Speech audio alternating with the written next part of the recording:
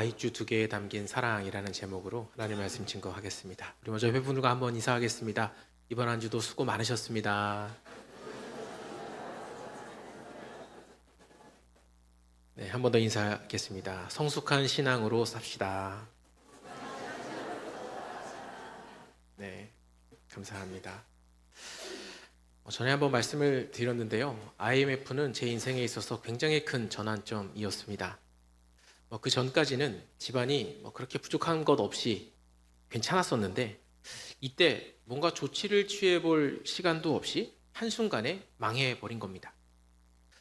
덕분에 대학 시절에는 생활비조차 빠듯했던 것은 물론이거니와 매일 카드사의 독촉 전화에 시달려야만 했습니다. 그런데 그런 현실의 아픔보다 더욱더 저를 절망스럽게 했던 것은 이 절망을 벗어날 수 있다는 어떤 가능성도 보이지 않는다는 사실이었습니다. 정말 열심히 기도했지만 하나님께서는 저에게 철저하게 침묵하셨습니다. 오히려 뭔가 좀 풀릴 것 같다 싶으면 엉뚱한 데서 또 다른 문제가 터지면서 더 깊은 나락으로 빠져 들어갔습니다. 안 되는 놈은 뒤로 넘어져도 코가 깨진다라는 말을 현실로, 실전으로 배웠습니다. 한편 고등학교 때 친구들은 승승장구했습니다. 예수를 믿는 친구들은 거의 없었지만 하는 일들마다 그렇게 잘 되더라고요. 부모님의 넉넉한 지원 안에 차도 끌고 해외여행도 다니고 어학연수도 가고 주식으로 돈도 벌고 좋은 집에서 좋은 것 먹으며 하고 싶은 걸 다 하면서 즐겁게 살았습니다. 그런 현실을 받아들이는 것은 정말이지 너무나도 힘든 일이었습니다.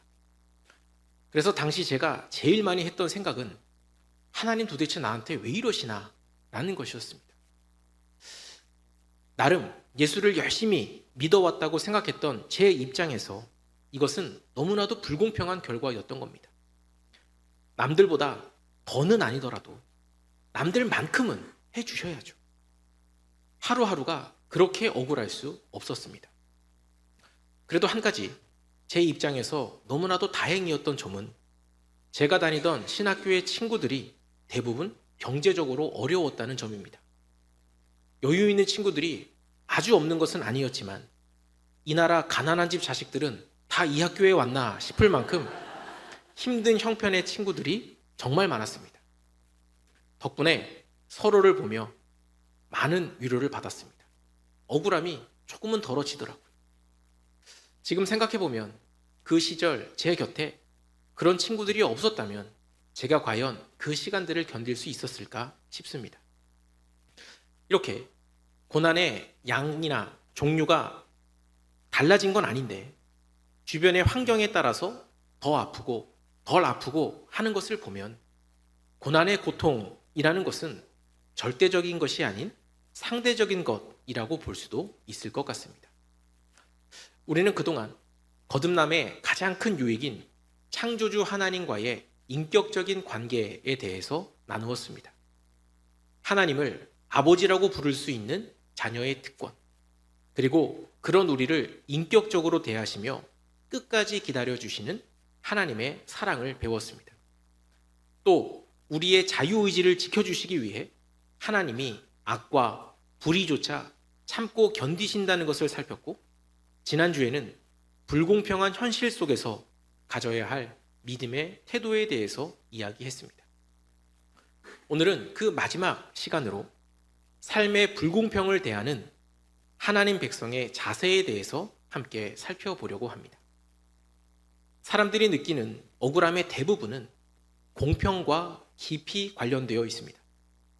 왜 나만 더 고생해야 하고 왜 내가 더 손해봐야 하는지가 불만의 주된 이유가 됩니다. 고생을 하고 손해를 보더라도 모두가 똑같으면 그런가 보다 할 텐데 다른 사람들은 안 그런데 나만 그렇다라는 것은 사실 내 입장에서는 당한 고생과 손해의 양에 차이가 없음에도 불구하고 받아들이기가 어렵습니다.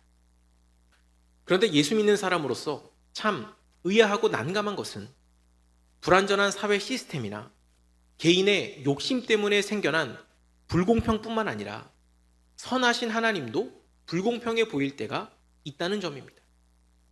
세상이야 그럴 수도 있죠. 세상은 악하고 사람들은 이기적이니까요. 누군가는 제도를 악용하기도 하고 그로 인해 누군가는 억울한 일을 겪을 수도 있는 겁니다.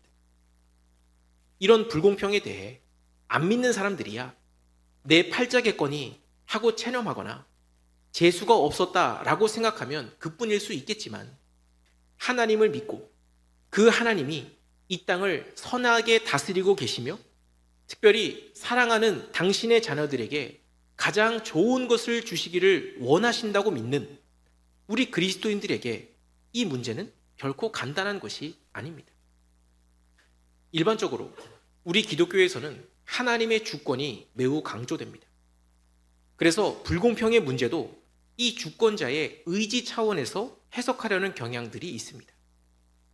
하지만 제가 이해하기에 하나님의 주권이라는 이 말은 단순히 하나님 마음대로 다 하셔도 우리가 군말 없이 다 받아들여야 한다라는 의미는 아닙니다.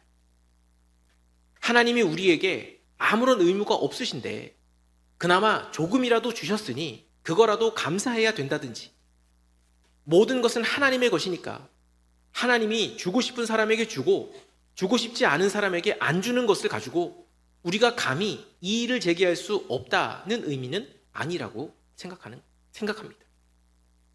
물론 그 말도 완전히 틀렸다고 할 수는 없겠지만 받는 사람 입장에서는 아무리 작은 것이라 하더라도 그 이유나 기전이 분명하지 않다면 불공평하게 느껴질 수밖에 없습니다.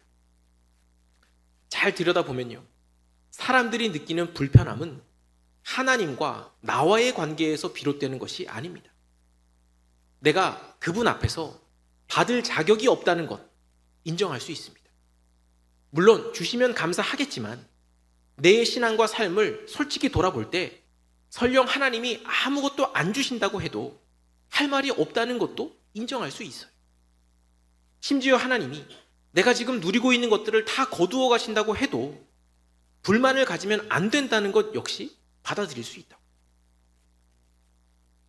그 복에 대한 권리를 주장할 만큼 잘 살지 못하다는 것 스스로가 제일 잘 알고 있으니까요. 하지만 우리가 느끼는 의문과 답답함은 이런 하나님의 주권이나 죄인인 나와 거룩하신 하나님의 관계에서 비롯되는 것이 아니고요. 나와 다른 사람의 비교에서 발생합니다. 쉽게 말하면 모든 것이 하나님의 것이라는 것은 인정할 수 있겠는데 그래서 나에게 적게 주셨어도 내가 할 말은 없는데 그럼 왜 나보다 나아 보이지 않는 아니 못해 보이는 저 사람에게는 많이 주냐는 겁니다. 왜 나한테는 이러시면서 저 사람에게는 잘 대해 주시냐는 거예요. 이 기준이 공정하게 느껴지지 않으니 억울함은 더 증폭됩니다. 말씀드린 것처럼 내가 아무리 힘들어도 모든 사람들이 똑같이 힘들면 이런 불평도 안 생길 텐데 말이죠. 오늘 본문 속 동방의 의인으로 불렸던 욥이 가졌던 의문도 이것이었습니다. 그가 많은 복을 받아 누리며 살다가 한순간에 집과 재산과 가족들을 다 잃었을 때 그는 가장 먼저 하나님께 예배했습니다. 욥기 1장 21절 주신 이도 여호와시요 거두신 이도 여호와시오니 여호와의 이름이 찬송을 받으실지니이다. 너무나도 멋진 신앙의 고백이었어요. 우리는 이 구절이 너무 익숙해서 큰 감흥이 없이 넘어갈 수도 있는데 사실 이것은 아무나 할 수 있는 고백은 아닙니다. 한번 생각해 보십시오. 만약 여러분이 사기를 당해서 내가 살던 집을 빼앗겼다. 내 재산을 다 잃었다. 그때 과연 이런 고백을 하실 수 있으시겠습니까? 내 사랑하는 자녀를 잃은, 가족을 잃은 그 고통 속에서 이런 고백을 하실 수 있겠냐고. 저는 제 실수로 과속 티켓 하나만 끊겨도 감사보다 짜증이 먼저 나오던데요. 아이가 어디 아프기라도 하면 한숨부터 먼저 나오던데요. 그런데 욥은 자신이 자랑하던 것, 의지하던 것, 마음 주던 모든 것들을 다 잃고도 하나님의 이름을 찬송했습니다. 정말이지 대단한 신앙이에요. 그런데 시간이 흐르면서 욥의 외침은 어째서 나에게 이런 일을 당하게 하십니까? 로 바뀌어 갑니다. 왜 그랬을까? 바로 이 불공평의 문제, 이것에 대한 의문 때문이었어요. 욥의 친구들이 와서 이야기합니다. 너는 죄인이고 처음부터 끝까지 하나님이 너에게 고난을 주신다고 해도 네가 뭔데 불평할 수 있겠느냐. 이 모든 일은 다 너가 죄인이기 때문에 당하는 것이다. 욥도 이 사실을 부인할 수는 없었습니다. 다 맞는 말이었어요. 단지 욥이 가졌던 의문은 좋다. 나는 이게 당연한 거라고 치자. 그럼 어째서 너희들은 멀쩡하냐? 라는 것이었습니다. 하나님이 공의로우셔서 나를 치신 것이라면 너희들도 똑같이 당해야 되는 거 아니냐? 왜 너희는 괜찮고 나만 당하냐? 이것이 이해가 되지 않았던 겁니다. 욥은 지금 하나님께 자신이 이런 대접을 받으면 안 될 만큼 의롭다는 이야기를 하는 것이 아닙니다. 그가 견딜 수 없었던 것은 너는 죄가 많아서 그렇다는 친구들의 말이었어요. 지은 죄가 없는데 당해서가 아니라 그럼 너희는 왜 괜찮냐? 왜 나만 이러냐? 이것이 그에게는 견딜 수 없던 고통이었던 겁니다. 하나님이 불공평해 보였습니다. 이해할 수 없었어요. 그래서 하나님께 계속해서 묻고 또 물었습니다. 그것이 오늘 본문 이전까지의 내용이에요. 그런데 그때 주신 하나님의 대답은 엄청난 것이었습니다. 오늘 읽은 말씀을 포함해서 욥기 38장부터 41장에 이르기까지 길게 설명을 하시는데요. 그 핵심은 인간은 감히 가늠할 수도 없는 하나님의 초월적인 지혜와 능력, 그리고 절대적인 의로움에 대한 강조입니다. 8절, 네가 내 공의를 부인하려느냐? 네 의를 세우려고 나를 악하다 하겠느냐? 9절, 네가 하나님처럼 능력이 있느냐? 욥기 전반에 걸쳐서 계속됐던 논쟁과 질문들을 종합해 보면 하나님의 대답은 이렇게 요약할 수 있습니다. 왜 너의 이성과 경험, 도덕 기준으로 나를 판단하려고 하느냐?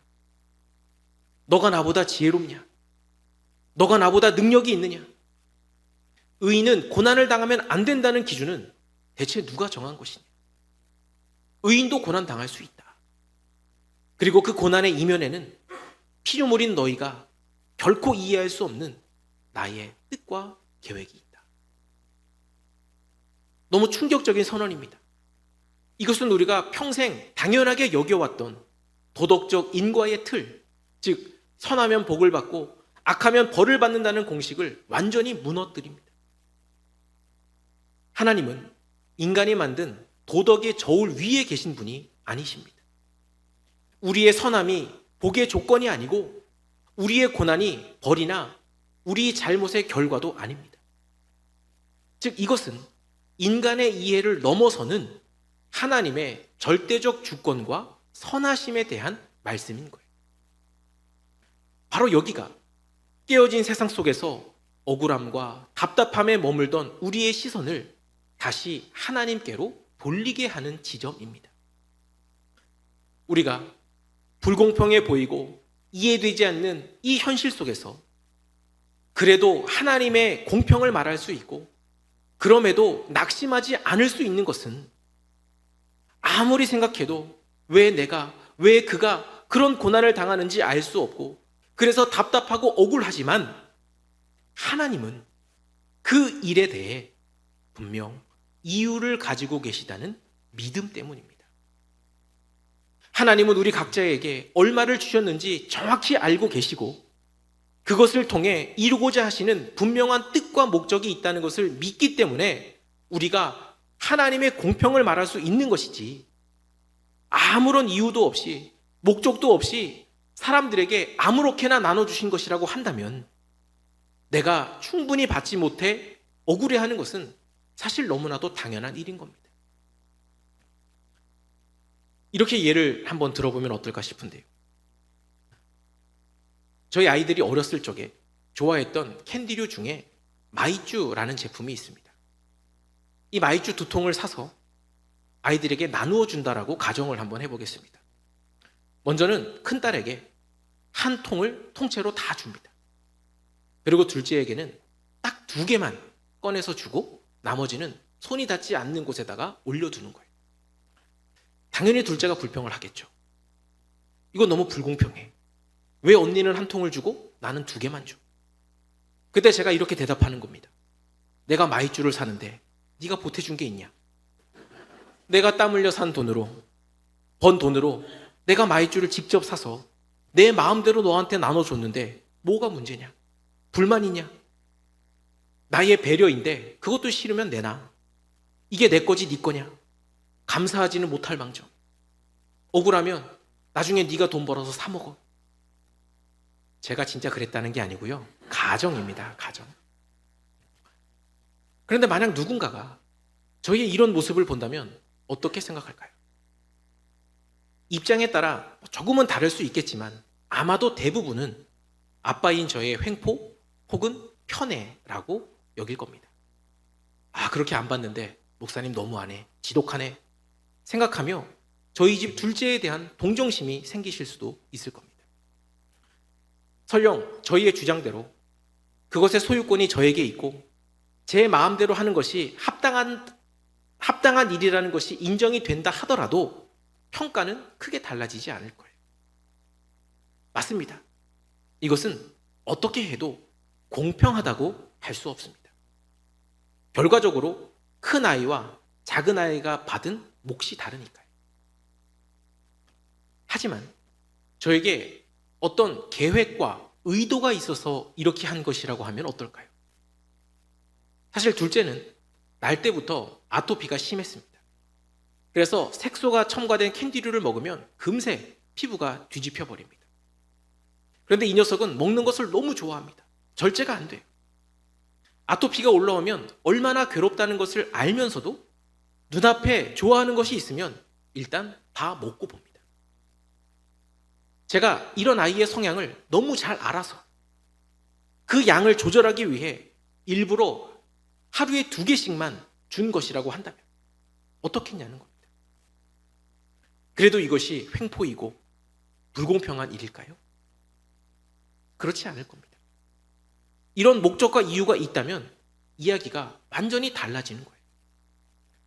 캔디를 몇 개 줬느냐 하는 것은 사랑과 관심의 기준이 아니기 때문에 그 행위는 동일한 사랑과 관심 안에서 더 좋은 결과를 만들어내려는 이유와 목적을 가지고 이루어진 일이기 때문에 단지 눈에 보이는 것만을 놓고 누구를 편애한다, 불공평하다라고 할 수는 없게 되는 겁니다.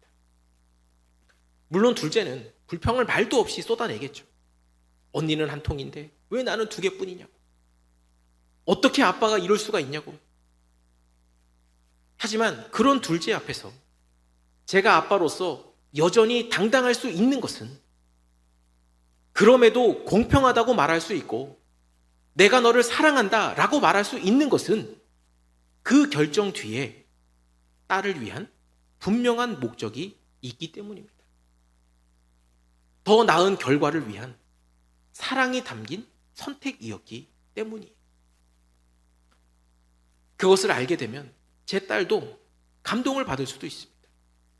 하지만 그것을 모른 채 자기 기준에서만 생각하고 자기의 권리만을 주장하면 모든 것이 다 불공평해 보일 수밖에 없는 겁니다. 지금 이 순간에도 감당하기 힘든 불공평한 현실 가운데 서 계신 분들이 있을 줄로 압니다. 그분들께 오늘 이 말씀이 혹시나 무책임하게 들리거나 마음에 상처가 되지는 않을까 굉장히 조심스럽습니다만 저는 이것이 우리 인생 앞에 펼쳐진 하나님의 불공평하심에 대한 하나의 답이 될 수 있다라고 믿습니다. 왜 나만 이런 남편, 이런 아내 만나서, 왜 나는 이런 부부 만나서, 왜 나는 몸이 약해서, 왜 나는 가난해서, 왜 나는 이런 형편이라서 등등등 삶이 벅차고 억울할 때, 또 나만 인정받지 못하고 내 노력에 비해 많은 것이 주어지지 않은 것 같아서 하나님마저 불공평하다고 느껴질 때, 우리는 흔히 사람 사는 게 다 그런 거지, 약자는 어쩔 수 없어, 세상은 원래 불공평한 거야 라며 체념하고 분노를 삼키는 것, 침묵하는 것을 성숙한 태도라고 생각하지만 성경이 말하는 성숙은 그런 것이 아닙니다. 그리스도인의 진정한 성숙은요, 내 고난 속에 하나님의 뜻과 계획이 있음을 인정하는 것입니다. 비록 나는 다 알지 못해서 이해되지 않지만 모든 것을 알고 계시는 하나님께서 지금 이 시점, 이 자리, 이 상황이 나에게 적절하다라고 판단하셨기에 이것들을 허락하셨음을 믿는 것, 이것이 성숙이라는 거예요. 나는 죄가 많으니까 이렇게 대하셔도 하나님께 할 말이 없습니다 라고 하면, 그 말을 하면서도 사실 마음 한켠에는 섭섭함과 야속함이 남기 마련입니다. 주위를 보면 나보다 더 부족해 보이는 사람들도 잘 살아가고 있으니까요. 때문에 우리가 가져야 할 믿음의 태도는 이런 체념과 포기가 아니라 하나님의 선하신 마음과 실수 없으신 계획을 신뢰하는 것입니다. 내가 원하는 것을 내가 원하는 때에 주지 않으셨음에도 그 안에 담긴 하나님의 마음과 의도를 찾으려고 하는 거예요. 저희 둘째가 억울해하면서도 아빠 거니까 아빠 마음대로 나에게 2개만 줘도 나는 할 말이 없어요, 이거라도 고마워요 하는 체념이 성숙이 아니라, 사랑하는 아빠가 나에게 2개를 줬을 때는 분명 내가 다 헤아리지 못하는 아빠의 뜻과 계획이 있음을 믿는 것, 이것이 바로 성숙이라는 것입니다. 아마 지금 이 자리에도 여러 가지 문제들로 힘들어하며 여기까지가 한계다라고 느끼시는 분들이 계실지도 모르겠습니다. 물론 아쉬운 마음이 없지는 않습니다. 그 이유를 미리 좀 알려주시면 좋지 않나? 그러면 내가 조금 더 힘을 내서 견뎌볼 수 있을 텐데. 저도 그렇게 되면 참 좋겠고 누구보다도 그러기를 바랍니다. 저의 삶은 물론 여러 가지 고난과 문제들로 힘들어하시는 성도분들의 삶을 볼 때마다 저도 정말이지 하나님이 그렇게 해주셨으면 너무 좋겠습니다. 그런데 잘 그렇게 안 하시더라고요. 너무 답답합니다. 왜 그러시는지 저도 이유를 알고 싶고, 그래서 고민도 하고 기도도 해보는데 아직 그 답을 찾지는 못했습니다.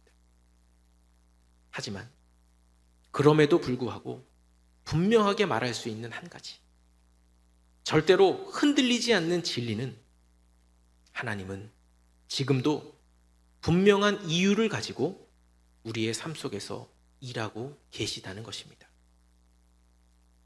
아버지, 아직은 잘 모르겠습니다. 대체 나에게 왜 이러시는지 너무 억울합니다. 그러나 저는 정말 하나님을 믿고 싶습니다. 제게 주어진 이 열악한 환경, 불공평하게 느껴지는 이 상황 속에서도 하나님의 뜻이 있음을 믿습니다. 오직 주님의 뜻만이 내 삶 가운데 온전히 이루어지기를 원합니다. 이 고백이 불공평한 세상을 살아가는, 그러나 공평하신 하나님을 신뢰하는 저와 여러분의 진실된 고백이 되시기를 소망합니다. 겉으로 보여지는 것들은 분명 불공평해 보입니다. 도무지 이해되지 않습니다. 억울합니다. 하지만 하나님은 지금도 살아계시며 우리를 향한 선한 마음을 가지고 계십니다. 우리의 형편을 누구보다도 잘 알고 계시고 가장 좋은 길로 인도하시려는 계획 안에서 여전히 일하고 계십니다. 우리가 하나님의 존재를 믿지 않는다면 또 모를까? 그분의 전능하심을, 그분의 내 아버지 되심을, 그분의 날 사랑하심을 믿는다면 억울함에 머무르기보다 신뢰함으로 기다릴 수 있어야 합니다. 하나님을 믿는다는 것은 그분만의 선하신 뜻과 계획에 대한, 그분의 일하심에 대한 신뢰가 점점 더 깊어져 가는 것입니다. 이것이 바로 거듭남으로 하나님을 아버지라고 부르며 인격적인 관계를 맺은 자녀가 누릴 수 있는 특권이고, 그 안에서 경험할 수 있는 가장 큰 복입니다. 오늘 말씀 기억하면서 불공평한 현실을 살아가지만, 내 머리로는 다 이해되지 않지만 나를 사랑하시는 공평하신 하나님의 온전한 뜻과 계획을 믿어 그 가운데서도 힘과 위로를 얻는, 그리고 결국 하나님이 원하시는 자녀의 모습으로 점점 성숙해져 가는 저와 여러분 되시기를 주님의 이름으로 간절히 축원드립니다.